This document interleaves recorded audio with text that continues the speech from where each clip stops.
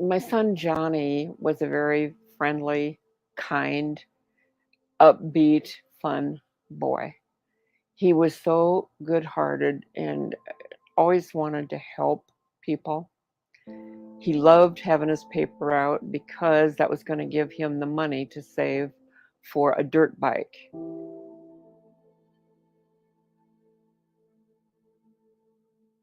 We had my older daughter and her fiance to our home the night before for dinner. And Johnny said that he was going to get ready and go to bed because he wanted to be up early and get his paper route done. And then he said, I think I'm old enough to do the route myself. Because we always were with him when it's dark out there for Sunday morning. His dad always went with him. And I said, no, I said, the agreement was if you got to have a paper route, one of us would be with you on that early morning run because it's pitch dark out there and you're only 11 years old or you're only 12 years old.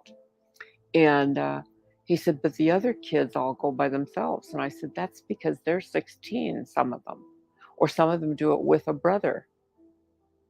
Well, then he said, okay, all right. So he gave everybody a hug and then he went upstairs. But when he was out on the route the next morning, he did not come in and wake up his dad. He went by himself, probably because he wanted to prove something. I don't know. But he went through our yard, and the wagon that he was pulling, which he carried the Sunday papers in, it had a squeaky wheel. And a neighbor looked at the clock, and Johnny was going through his yard at 5:55. He came up the sidewalk on Ashworth Road, and partway up to, he only had one block to go, and the church on the corner is where they had the paper drop, and all the paper boys picked up their bundles there. A man pulled up alongside Johnny on the street, and he said, hey kid, where's such and such a street? And Johnny didn't stop to talk. The other boy, paper boy, saw him and said Johnny never stopped. He just kept walking. And the man made a U-turn in the middle of the street. And by the time Johnny got to the corner where his bundles of papers were, that man had pulled his car into right next to the curb. He opened up his passenger door and slid over and put his feet out on the curb. He kept asking the kids for directions. Johnny told Mike, the 16-year-old that was there folding his papers, that the man seemed weird. The man was slurring his words, like maybe a speech impediment or maybe he was drunk. I don't know. So Johnny at that point became very nervous and he said, I'm scared. He said, I'm going home. And he had our little dog with him. So Johnny started down the street, leaving Mike alone at the corner. The man got back in his car. He slid back in, shut the door, passenger door, and then started the engine. He then reached up and flicked the dome light 3 times, and then he sped away. The morning that Johnny was kidnapped and we discovered that he was gone, I called the police right away. It took about 45 minutes for them to arrive to our house, and we only lived 10 blocks from the police department. And in the meantime, while I was waiting, I called the district manager for the newspaper and got the location and contact information for all of the paper boys that were at the corner that morning. And there was also one adult that came to the corner. It was an attorney that was picking up his son's papers. So he saw the man and the license plate as well. So I had all of that information and I had already talked to the families of the boys that were there that morning. I heard all about the man, the car, what he did, turning around in the middle of the street, then chasing away, and then the man on foot following Johnny. Well, that spelled kidnapping to me. Finally, the police officer came. and we filled out a missing persons report. So I told him what the witnesses had told me, and he said, "Yeah, well, how many more times have had your son run away?" I said, "My son never ran away, not once, not today either. Didn't you hear what I said? There's foul play here." And he said, "I'll go check with the other families." Well, a while later, I get a call from one of the other mothers, and she said, "That cop that came over here never even brought in a tablet, a notebook, or a piece of paper to write down anything my son told him that he saw that morning that led to your boy being taken." The witnesses all knew it was a kidnapping. The attorney knew. He tried to tell the police chief, and the police chief ruled that Johnny was a runaway. Therefore, they wouldn't look because nobody looked for runaways back then. The kidnapping of Johnny Gosch, because of the particular timing, because of the issues with it, with the police and the FBI, and because they waited so long, led to Johnny's case not only changing legislation because I wrote it and got it passed, but secondly, people took another look at this crime and thought, oh my word, those poor people. What are they doing? They had to hire people to look for their son. Society changed totally in the fact that they were looking more for closure. Yeah, we always hear about these cases way over there where a boy or a girl are missing. But when it starts to happen in your neighborhoods that are just peaceful and the parents get that kind of reaction from law enforcement, it struck a nerve with other parents. They didn't want to be us. The anniversary, 40th anniversary of Johnny's kidnapping is coming up real soon, September 5th. What goes through my mind, and it is daily right now, is how far we've come as a nation as far as protecting children. However, human trafficking is still raging. It generates as much money every year as drug sales. Now that's saying something. If Johnny would possibly hear or see this interview, what I would say to him is, I love you so much, and I am so sorry that this happened in your life. But if you have survived this and have grown to be a man, I am doubly proud of you because you had the odds against you throughout all of this, and you did it. You did it. And I'm still here. I move around a little bit. I'm not, I still live in Des Moines, but you can find me, contact me, and let me know if you're okay. I love you, son.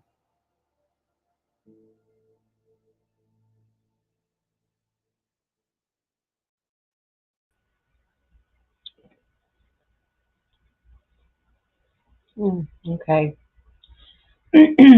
So I'm just going to say that this is basically part one or the intro to the Johnny Gosh story because I have got so many notes. I've got pictures. I've got other video that I want to play that actually, in my opinion, proves that Johnny is still alive. And there are some deep cover ups here that have to do with even the Reagan Bush administration, the Franklin cover up, which you can look into these things. I'll be going into them further on um, my next live, which will be getting and diving deeper into this story as well as other stories that are so similar. And there is a bigger reason. There is a much, much bigger plan. There is a much deeper reason than anybody can understand. And you heard Noreen Gosh say that that trafficking makes as much money as drugs.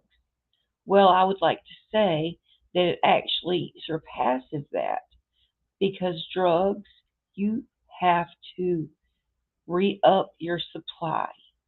Unfortunately, these children, if they are trafficked, they are used over and over and over again. They don't have to re up their supply unless that child, something happens to them, or they have to get rid of it, or there is a sacrifice made, or things get carried away.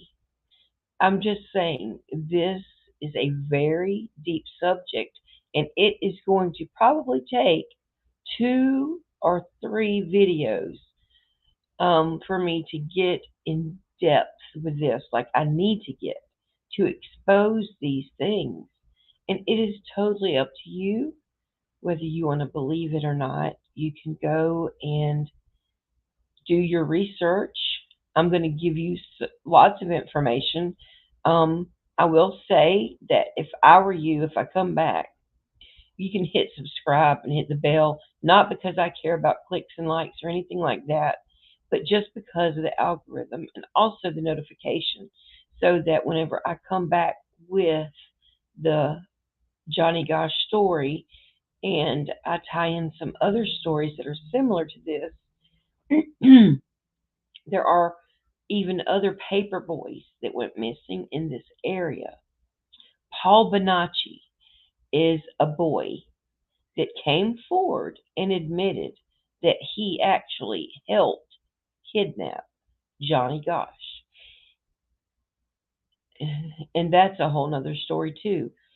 But Paul Bonacci testified and gave witness to the things that happened that include the Bohemian Club in California, where our high ranking politicians go every summer to plan what the world events will be, at least for the United States and other places. And some very disturbing things go on there. And I mean much deeper than what Alex Jones was coming out. I believe that was planned to release some things to make people understand, or to make people think that these things are effigies or they're not real, or you know what I'm saying. In other words, sometimes they will release a little bit of things to kind of come against possibly people exposing the truth in a deeper way than these people want. So they will control what goes out, and they will allow people that are a part of their group or whatever the situation is to come out with some of it, but it's very controlled. So that when other people start talking about it and start exposing this stuff, it makes them look like, oh, they're just a conspiracy theorist. Well, let me just say this: not everything is a conspiracy, okay? A conspiracy theory means that there's just a theory of something, okay? But there are actual real conspiracies that do transpire and do take place. And that does not make somebody a conspiracy theorist just because they can see past what is shoved down our throat and the stories that we're brainwashed into believing, quite frankly. So, all that being said, I'm going to leave that um, with you and let you even look into some of this on your own before I come back with another with the second piece to it, which is really going to be the beginning. I just wanted to familiarize you with the case. And this was Noreen Gosh, which is Johnny's mother, and September 5th was his 40th year being missing. And he would be 52 and that is exactly the same age I am. So I'm just thinking that if he were kidnapped or he were trafficked, which I have a strong feeling that that is the case because of the evidence that I will come back and show you and prove to you beyond, in my opinion, a shadow of a doubt. And even Miss Gosh, Johnny's mother, also believes he is still alive, or at least he was up until one point as a grown adult man. He visited her. So I just want to say that things are not always as they appear. Okay. And I want to leave you with that and just say that we need to pray. We need to start praying for the truth to arise and the truth to be exposed when it comes to these missing children. Over 600,000 children go missing every single year, many of them through CPS services who are supposed to protect children. Unfortunately, not everybody that does work in CPS or whatever it's called from state to state. Unfortunately, sometimes there are bad people that do bad things, and they are even in the highest offices of our land. And the truth is starting to come out. But who is going to be able to keep their eyes and ears open to hear the truth and accept it and stop looking away? The problem is when we see a problem, but we choose to turn our head and ignore it, it's usually because we ourselves don't want to have to acknowledge it and we don't want to make a difference. We don't want to have to change our lives and live a different way. In other words, when you realize that some of your favorite politicians may be into some really sick stuff, you may have to re-examine what you're what you believed all these years. Listen, I had to come to myself like that. I will admit at one point I was completely gullible to all these things. But trust me, what you seek, you will find. If you ask the Lord to reveal these things to you, He will. And I'm sorry if you hear that cat in the background, but that's my. He's on the sun porch and he's mad because he wants to come in right this minute. So anyway, but I just wanted to leave you with that, and I'm gonna probably come on here either possibly later tonight. But I am in the middle of getting all my notes together and getting all my clips together and my pictures because I want to come to you with some proof so that you can draw your own conclusion after you see these things, okay? And there are a couple of key things that I want to mention to you if you want to go ahead and look into these things before we come back and discuss this stuff. That would be the Franklin cover up, okay? That would be the things that went on during the Reagan Bush administration and the Clinton administration and the Obama administration and the other Bushes. I'm talking about Big Bush and Little Bush, okay? It's it has nothing to do with which political party. The red pill, the blue pill, it doesn't matter.